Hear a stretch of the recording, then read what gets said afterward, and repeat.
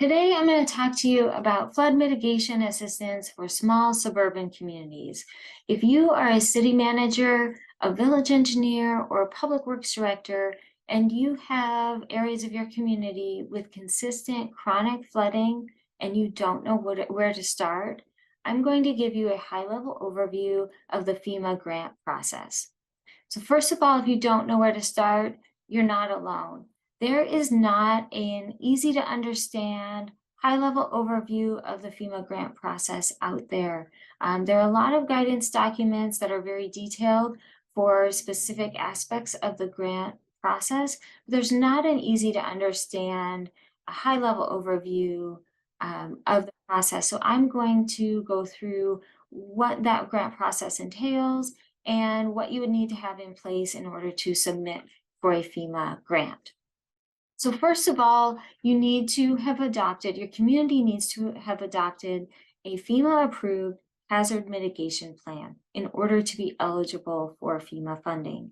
So that hazard mitigation plan needs to meet all of the FEMA requirements. It needs to be approved by FEMA and then adopted by the community. If you do not already have this in place, and most communities do have this, but if you don't, you can possibly be added to the county plan if you're a local municipality, or you can develop your own plan.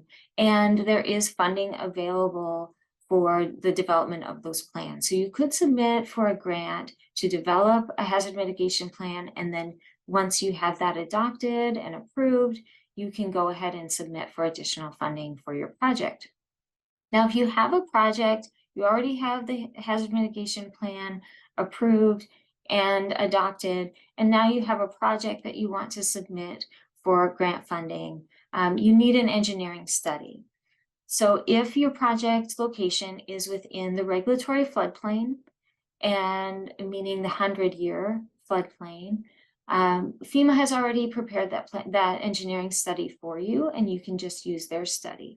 Now, if your project area is outside of the regulatory floodplain, it may still be eligible for FEMA funding. You just need to have your own engineering study that shows that the area is at risk of flooding and document the risk in different storm events, and also document the vulnerability of the structures that you're looking to protect. So if you're looking to protect residential homes or businesses, for example, you need to show that they do in fact flood during those storm events, and they are in fact at risk of flooding.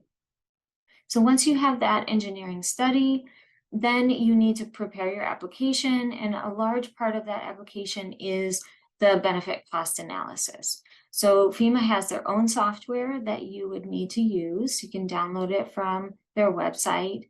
You use the software to show basically just that the benefits outweigh the costs of the project, and document how you came about that and how you entered that data into the FEMA software, and submit your application. So if you have not submitted one of these applications in the past, I would recommend you hire a specialist. These are very complex applications that have to be prepared under a very short time frame.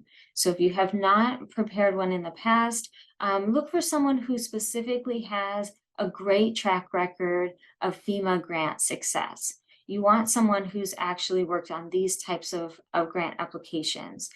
I have worked on many of these applications and have been able to secure over $30 million in FEMA, FMA, and PDM funding, which is now BRIC, for my communities. And in particular, I have one project where I secured $11.5 million in FEMA funding, and then an additional $4 million in local grants for a mitigation project where we bought out over 70 residential homes. These homes were severely damaged.